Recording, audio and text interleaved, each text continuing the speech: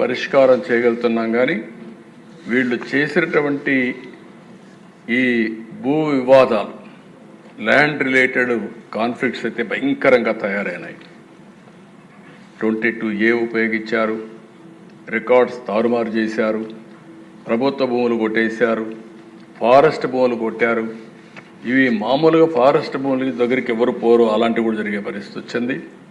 అందుకే ఈ ప్రత్యేక చట్టం కూడా గుజరాత్లో చాలా బాగా పనిచేసింది. ఎవరైనా సరే ల్యాండ్ గ్రాబింగ్ చేస్తే, భూ కబ్జాలకు పాటుపడితే ప్రభుత్వం కేసు పెట్టిన తర్వాత దాన్ని ప్రూవ్ చేసుకునే బాధ్యత కూడా వాళ్ళపైనే ఉంటుంది. దాంట్లో మళ్ళీ ఏమాత్రం కూడా ఉపేక్ష లేదు. అలాంటి పగడ్బందీ చట్టాన్ని కూడా తీసుకొస్తున్నాం.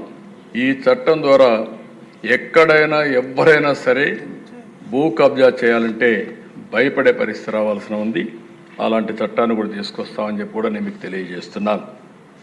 అదే మరిగా దిశ ఈరోజు టెక్నాలజీ, డ్రోన్స్ ఉపయోగిస్తున్నాం. ఇంకా మా వాళ్ళందరూ మాస్టరైజ్ చేస్తున్నారు. అవసరమైతే డ్రోన్స్ ద్వారా నైట్ పెట్రోలింగ్ కూడా చేయడానికి, పోలీస్ పెట్రోలింగ్ బదులు డ్రోన్ పెట్రోలింగ్ చేయడానికి కూడా శ్రీకారం చుడుతున్నాం. సీసీటీవీ కెమెరాలు పెడుతున్నాం, లేటెస్ట్ టెక్నాలజీ పెడుతున్నాం. ఒక్కొక్కసారి అధ్యక్ష చాలామంది కేసుల్లో తప్పించుకుంటున్నారంటే నేరాలు చేయడం, సాక్ష్యాలను తారుమారు చేయడం, తద్వారా పనిష్మెంట్ లేకుండా తప్పించుకునే పరిస్థితికి వస్తున్నారు. కానీ ఇటీవల డిపార్ట్మెంట్ మీరు చూస్తే చాలా గట్టిగా పనిచేసి 2-3 నెలల్లోనే శిక్షలు పడే కన్విక్షన్ వచ్చే పరిస్థితి తీసుకొచ్చారు. దానికి డిపార్ట్మెంట్ మనస్ఫూర్తిగా అభినందిస్తున్నా. ఇది వండర్ఫుల్ వర్క్. దీన్ని ఇంకా పకడ్బందీగా మనం చేయాల్సిన అవసరం ఉంది. ఇది కూడా చేస్తామని చెప్పి నేను మీకు తెలియజేసుకుంటూ, ఇంకొక పక్కన సైబర్ సెక్యూరిటీ కూడా చాలా ముఖ్యం. దీంట్లో కూడా 26 సైబర్ పోలీస్ స్టేషన్లు పెడుతున్నాం. దీని ద్వారా కూడా ఎక్కడ సైబర్ క్రైమ్ చేస్తే అలాంటి నేరస్తుల్ని ఇమీడియట్గా పట్టుకునే పరిస్థితి వస్తుంది. ఎఫ్ఎస్ఎల్ కూడా ఇంకా బాగా ఇంప్రూవ్ చేయాల్సిన అవసరం ఉంది.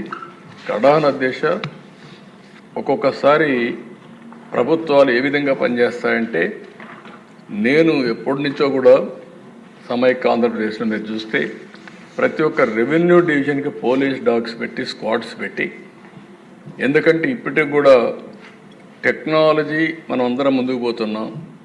కానీ ఈ పోలీస్ డాగ్స్ ఏవైతే ఉన్నాయో అవి డిటెక్ట్ చేసినంత ప్రిసిషన్ టెక్నాలజీ కూడా ఒకసారి చేయలేకపోతా ఉంది. అంత పర్ఫెక్షన్ ఉంటుంది. అలాంటివి ఇది పోయినాయి. ఫారెన్సిక్ ఎవిడెన్స్ని ఎప్పటికప్పుడు సెక్యూరిటీ పెట్టి ఫస్ట్ హ్యాండ్గా అక్కడ మొత్తం ప్రొటెక్ట్ చేస్తేనే కేసు ముందుకు పోయే పరిస్థితి వస్తుంది. అలాంటి లేని పరిస్థితి వచ్చింది. అందుకనే అధ్యక్ష ఇప్పుడే కొంతమంది మాట్లాడినప్పుడు కూడా చెప్పారు, వివేకానంద రెడ్డి మర్డర్ కూడా ఓసారి ఆందోళన కలుగుతుంది ఎవరికైనా సరే. ఒక మర్డర్ జరిగిన తర్వాత, ఒక సెన్సేషనల్ మర్డర్ జరిగిన తర్వాత 6 మంది సాక్షులు ఆ కేసులో ఇన్వాల్వ్ అయిన వాళ్ళు ఎలిమినేట్ అయిపోవడం అనేది, చనిపోవడం అనేది అదొక ఆవేదన, ఆలోచన కలుగుతుంది. ఎప్పుడైనా పోలీస్ డిపార్ట్మెంట్ గుర్తుపెట్టుకోవాల్సింది, ఒక సెన్సేషనల్ కేసు వచ్చినప్పుడు దాని తర్వాత పరిణామాలన్నిటి కూడా క్షుణ్ణంగా ఎగ్జామిన్ చేసి ఎప్పటికప్పుడు యాక్షన్ తీసుకోవాల్సిన అవసరం ఉంది. మీరందరూ కూడా, ఎందుకంటే ఈ హౌస్లో కూడా అందరూ ఎమ్మెల్యేలు ఉన్నారు. నేను అందుకే మొన్న ఒక మాట చెప్పాను, నేనే ముఖ్యమంత్రి. నేను ముఖ్యమంత్రిగా ఉండి 2019లో వివేకానంద రెడ్డి మర్డర్ జరిగింది. తెల్లవారితో వాట్సాప్ మెసేజ్ వచ్చింది. మెసేజ్ ఏమని, వివేకానంద రెడ్డి గుండెపోటుతో చనిపోయాడు. ఎలక్షన్ సీజన్, నేను కూడా గుండెపోటు అనుకున్నాను. జనరల్గా నాకు ఎప్పుడు ఏ ఆలోచన వచ్చినా, ఏ మెసేజ్ వచ్చినా మళ్ళీ నేను స్టడీ చేస్తూ ఉంటాను. అలాంటిది నేను కూడా ఎలక్షన్లో ఉండి క్యారీ అయ్యాను. నాకు ఒక సీఎంఓ ఉంది, ఒక ఇంటెలిజెన్స్ ఉంది, ఒక డీజీపీ ఉన్నాడు, మా చంద్రరాజ మంత్రి అప్పుడు అందరం ఉన్నాం. అందరం ఉండి అర్థం కాలేదు, నిజం అనుకున్నాం, నమ్మాం.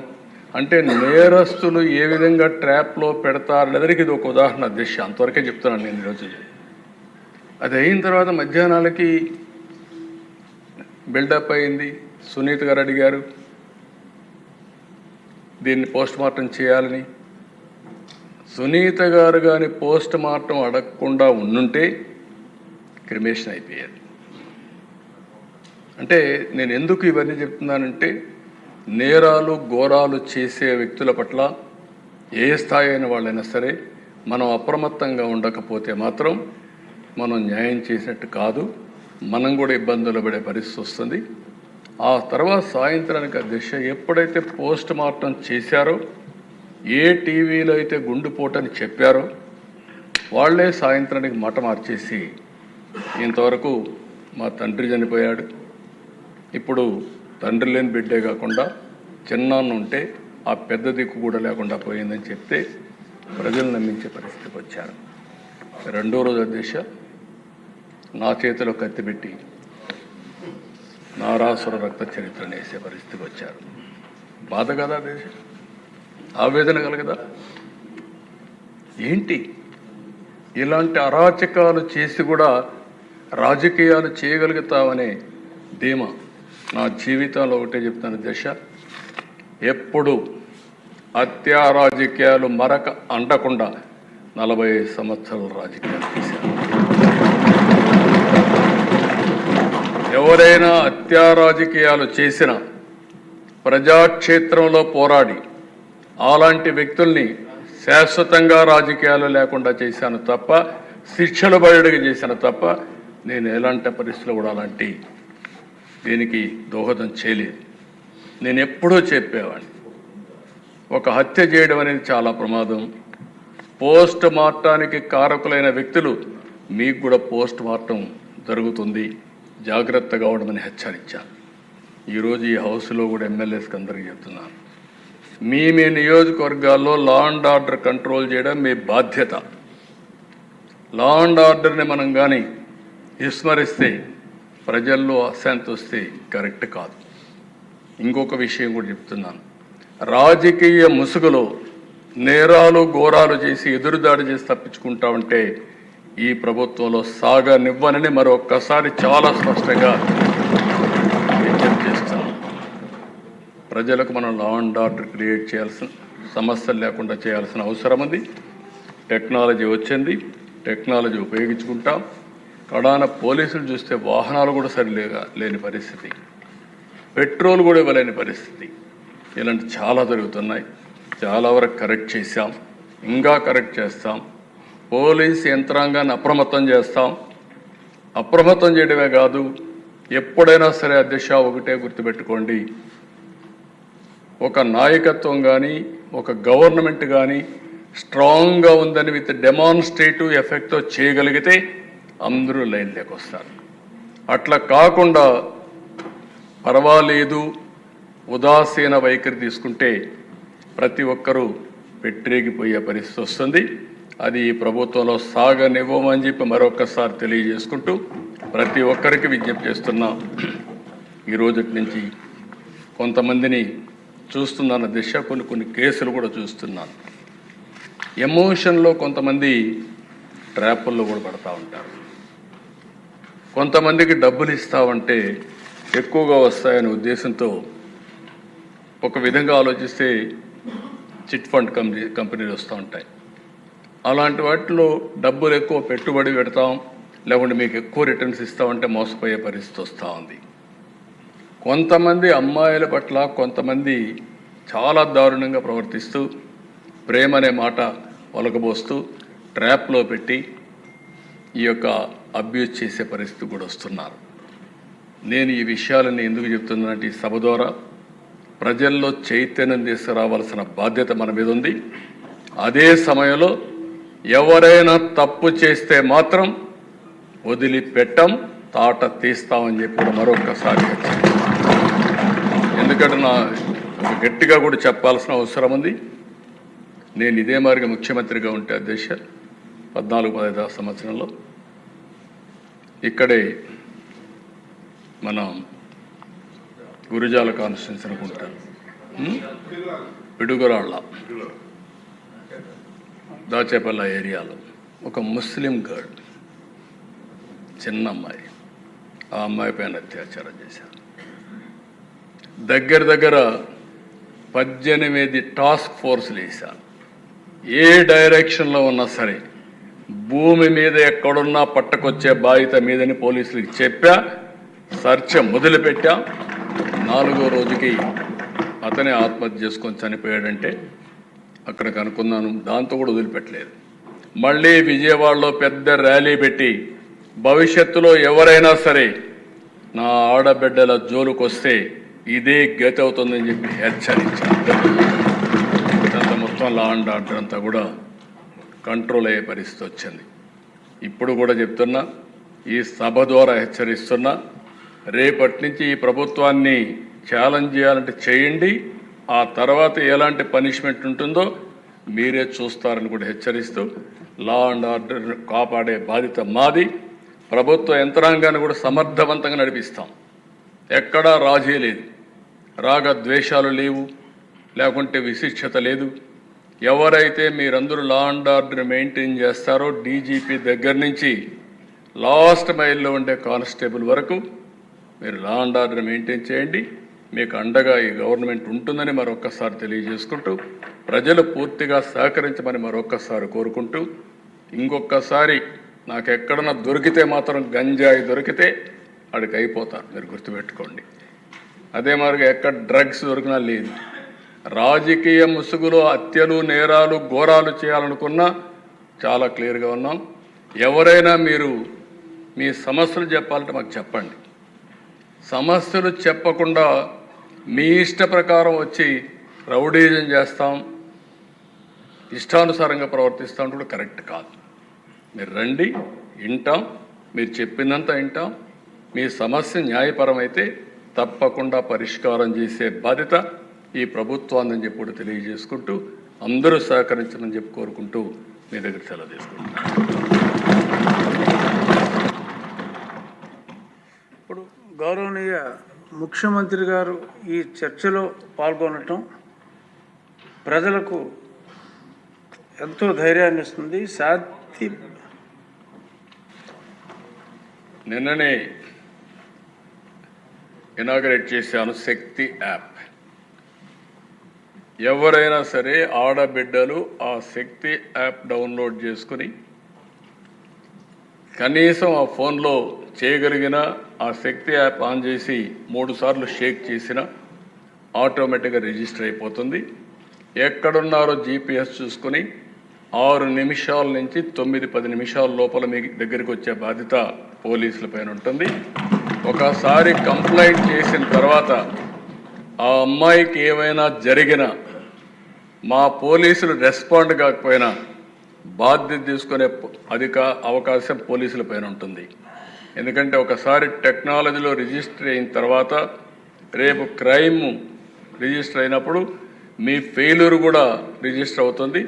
జాగ్రత్తగా ఉండమని మా పోలీసులు కూడా చెప్తున్నా. ప్రజల్లో చైతన్యం తీసుకొస్తాం. చైతన్యం తీసుకురావడమే కాకుండా ఇటు పోలీసులు అప్రమత్తంగా లేకపోతే వాళ్ళపైన కూడా యాక్షన్ ఉంటుంది. నేను ఐఎమ్ వెరీ క్లియర్. అందుకే టెక్నాలజీ అంటే ఏదో మేము మా ఇష్ట ప్రకారం పెట్టేస్తాం. ఇంత మునుపు మనం చూసాం దిశ యాప్ అన్నారు, దిక్కుమాలిన యాప్గా తయారైంది. ఈరోజు నో క్వశ్చన్.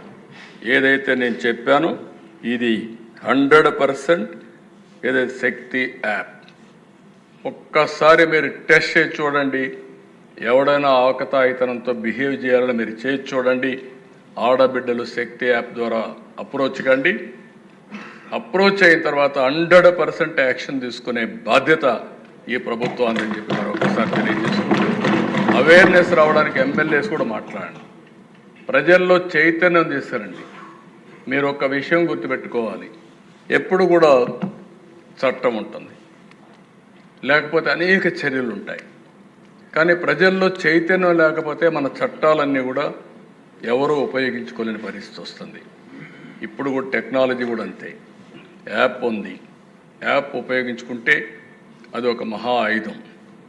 ఆ శక్తి యాప్ను ఉపయోగించుకోకపోతే మళ్ళీ యాజ్ ఇట్ ఈజ్గా జరిగే పరిస్థితి వస్తుంది. అందుకే ప్రతి ఒక్క ఆడబిడ్డని ఎడ్యుకేట్ చేయండి. ఆడబిడ్డకు రక్షణగా శక్తి యాప్ ఉంటుంది. దీన్ని పూర్తిగా ఉపయోగించుకునే బాధ్యత ఆడబిడ్డలది. వాళ్ళల్లో చైతన్యం తీసుకొచ్చే బాధ్యత ఇక్కడుండే ఎమ్మెల్యేలది. మీ కాన్స్టిట్యున్సీలు ఎక్కడైనా ఉపయోగించుకోకపోతే ఫస్ట్ నేను ఎమ్మెల్యేని అడుగుతాను, ఎందుకు మీరు చెప్పలేకపోయారని. మీరు అక్కడ కార్యకర్తలు ఉంటారు, 3 పార్టీలు కలిసి ఇంటింటికి చెప్పండి, అవసరమైతే కొన్ని పాంప్లైట్స్ వేయండి. ఒక్క క్రైమ్ జరిగితే అప్పుడు చూడండి, క్రైమ్ జరిగితే యాక్షన్ తీసుకోకపోతే అప్పుడు మీరు నాకు చెప్పమని చెప్పి అడుగుతూ ఇది చేయాల్సిందిగా మరొకసారి విజ్ఞప్తి చేస్తున్నాను. గౌరవనీయ ముఖ్యమంత్రి గారు ఈ చర్చలో పాల్గొనటం, ఈ స్త్రీ యాప్ ద్వారా మహిళలకి స్త్రీ శక్తి అని మైండ్లో వచ్చింది, శక్తి యాప్ ద్వారా మహిళలకి, అలాగే శాంతి భద్రతల అధినేతగా ఏ రాష్ట్రానికైనా పెట్టుబడులు రావాలంటే శాంతి భద్రతలు సక్రమంగా ఉండాలి. చంద్రబాబు నాయుడు గారు వచ్చినప్పుడే పెట్టుబడులు ఎందుకు వస్తున్నాయంటే శాంతి భద్రతల పట్ల ఆయన చూపుతున్న శ్రద్ధ. నిజంగా ఈరోజు ఆయన ఇంత స్పష్టంగా చెప్పినందుకు వారికి ప్రత్యేక ధన్యవాదాలు తెలియజేస్తూ, ఇప్పుడు హోంమంత్రి గారి ప్రతిపాదనలపై ఓటింగ్. 10వ అభ్యర్థన క్రింద హోంశాఖకు 8,570,50,80,80,000 రూపాయలకు మించని సొమ్మును ప్రభుత్వానికి మంజూరు చేయాలి. ఈ అభ్యర్థనకు సుముఖంగా ఉన్నవారు అవును అనండి, వ్యతిరేకంగా ఉన్నవారు ఎవరైనా ఉంటే కాదు అనండి. అందరూ అవునన్నారు. కావున నిధుల కొరకు గౌరవనీయ మంత్రి అనిత గారు అభ్యర్థనలను మంజూరు చేయటం అనేది. ఇక నిమిషం, శాసన మండలి అధ్యక్షుల వారి నుంచి శాసనసభ స్పీకర్ గారికి ఈ క్రింది వర్తమానం అందింది. మార్చి 11, 2025వ తేదీన జరిగిన ఆంధ్రప్రదేశ్ శాసనసభ సమావేశంలో ఆమోదించి శాసన మండలికి పంపిన ఆంధ్రప్రదేశ్ లిఫ్ట్లు మరియు ఎస్కలేటర్ల బిల్లు 2025 ప్రతిని ఆంధ్రప్రదేశ్ శాసన మండలి కార్యవిధాన కార్యక్రమ నిర్వహణ నియమావళిలోని 147వ నియమం ప్రకారం శాసనసభ ఆమోదించిన రూపంలోనే తిరిగి పంపుతున్నాను. ఆంధ్రప్రదేశ్ శాసన మండలి ఆంధ్రప్రదేశ్ లిఫ్ట్లు మరియు ఎస్కలేటర్ల బిల్లు 2025ను 11/3/2025వ తేదీన ఎలాంటి సవరణలు లేకుండా కౌన్సిల్ ఆమోదించిందని కూడా తెలియజేస్తున్నాను. ఇక ఇప్పుడు అందరూ చాలా కాలాతీతం అయింది, కానీ ఇంపార్టెంట్ సబ్జెక్ట్ కాబట్టి ఒక్కళ్ళు కూడా సభ దాటి బయటికి వెళ్ళలేదు. అరగంట సమయం భోజనానికి బ్రేక్ తీసుకుని ఆ తర్వాత ఎడ్యుకేషన్ అండ్ ఐటీ